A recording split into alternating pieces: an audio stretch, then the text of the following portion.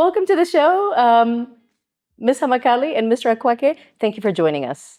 Thank you for having us. Thanks for having us. All right, so at least the last conversation, we gave a bit of a background what NAMIT does. If this is your first time watching or listening, you can scroll up to view the first episode. Ms. Hamakali, for the latecomers, please, let's introduce NAMIT, what it stands for.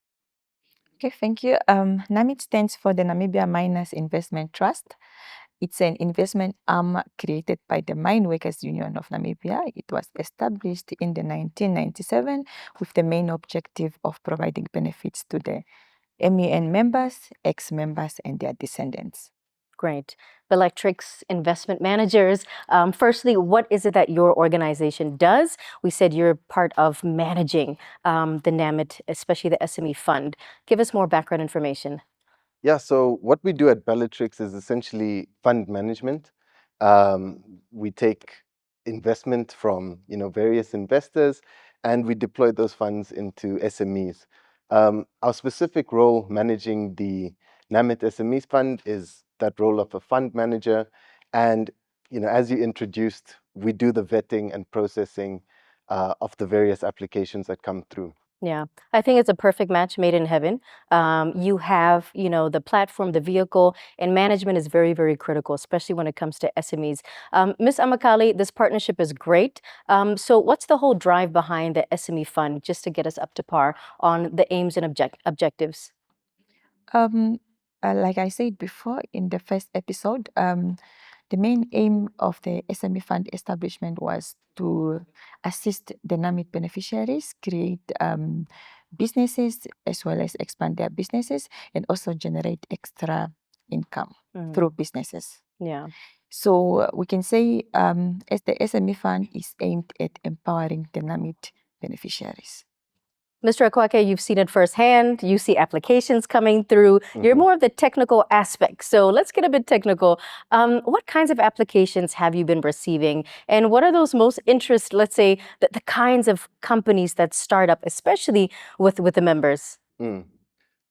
So maybe just for context, there's two kind of loaning products that are under the NAMIT SME Fund, that being the microfinancing and the SME financing. So microfinancing ranges between 5 to 15,000, and the SME financing ranges from 15 to then 100,000.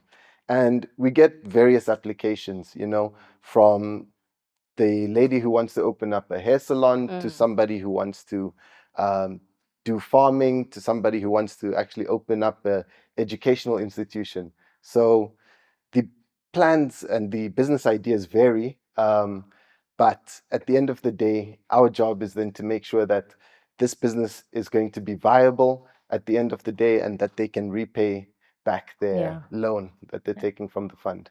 It starts with a good idea. And from there, you also need some, startup capital to bring that to life.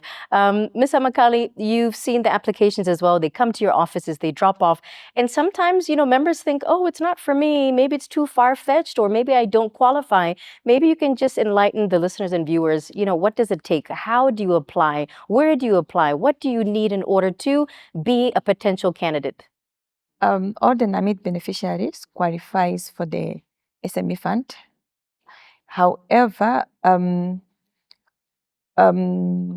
like my colleague said, the SME Fund is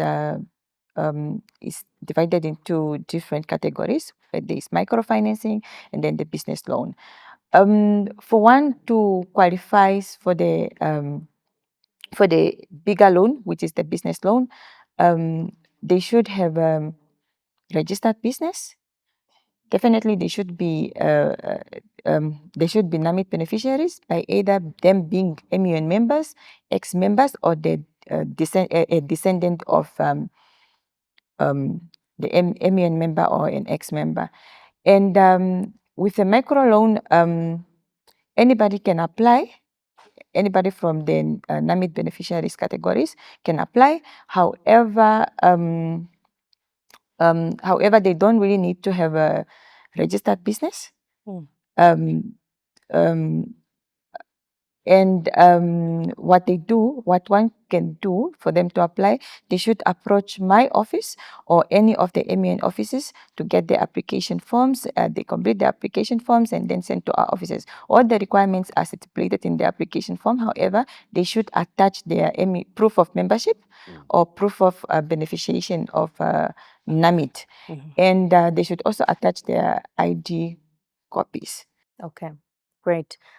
Not only that, there is always this hesitation when you use the word business plan. It sounds so big and it sounds intimidating for somebody starting up. Maybe let's backtrack and say, what are the requirements from a technical point of view? Ms. Hamakali told us, the basics, but when we present the big idea and give it to you to verify and vet, what is that requirement?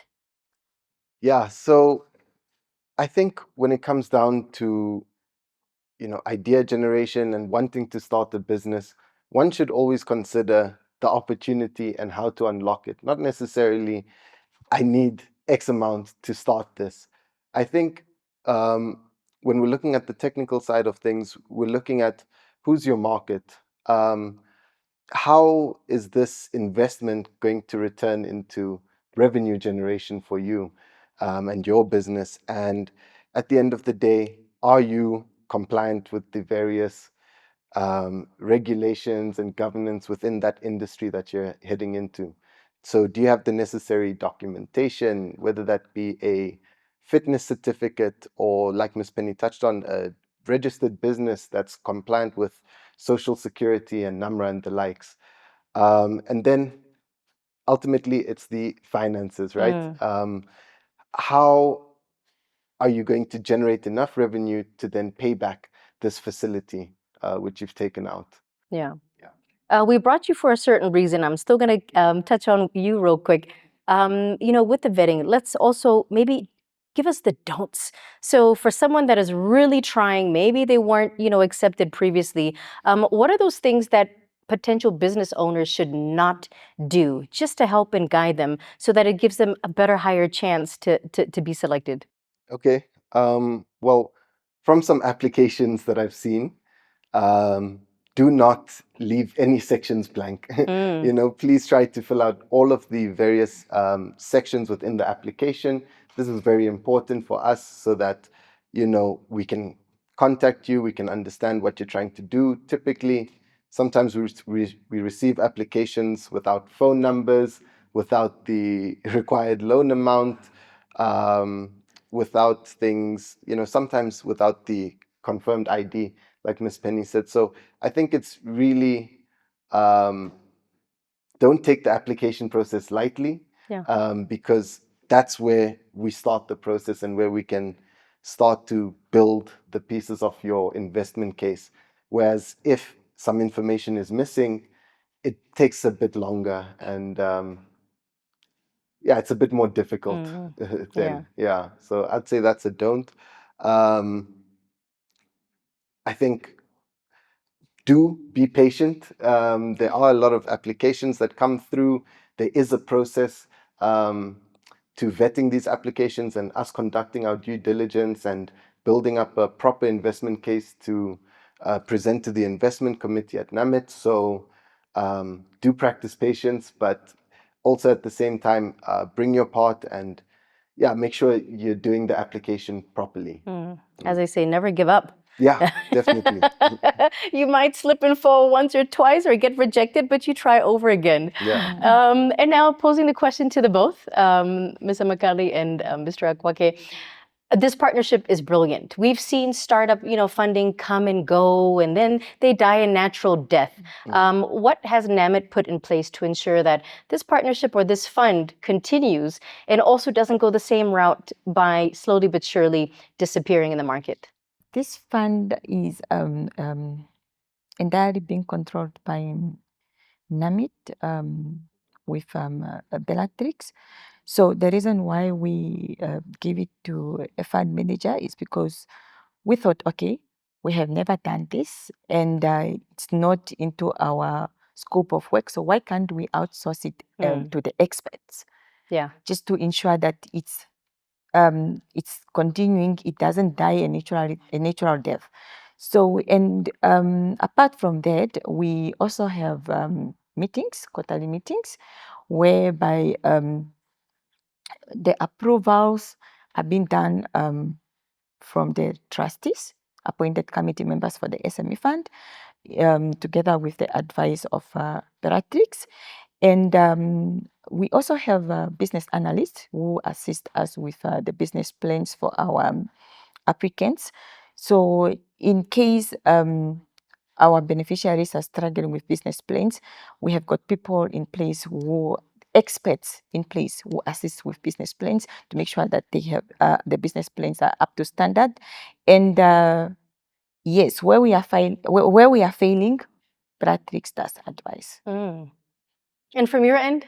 Well, I think it's a thing of checking in with these SMEs to make sure that they are staying on track, that things are happening, that what was mentioned in their business plan, we're making sure they commit to it. So monitoring and evaluation components are very necessary within this type of space to also ensure that the beneficiary is making the most out of their facility, and that ultimately at the end of the day they're empowering themselves and the wider community, because majority of the businesses, they could be printing shops, they could be tuck shops, and these are cornerstones of a community essentially.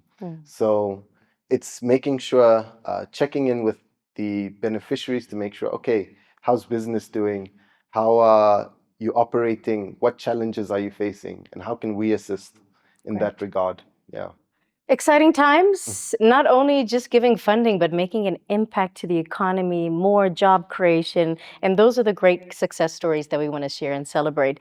As we conclude, any final remarks? Maybe to the beneficiaries of NAMIT, I would like to say opportunities are here with us at NAMIT. So do reach out. As most of the people are not aware, please reach out to go to any of the MUN offices or contact our NAMIT office in Ventuquest for more info. Perfect. Yeah, I think from my side, if you do plan on applying for the NAMIT SME Fund, I'm looking forward to engaging with you and seeing how we can make your business prosper. Thanks. Very well said. We look forward to bringing you back with beneficiaries too, to show us what they've been up to. Great. Job well done.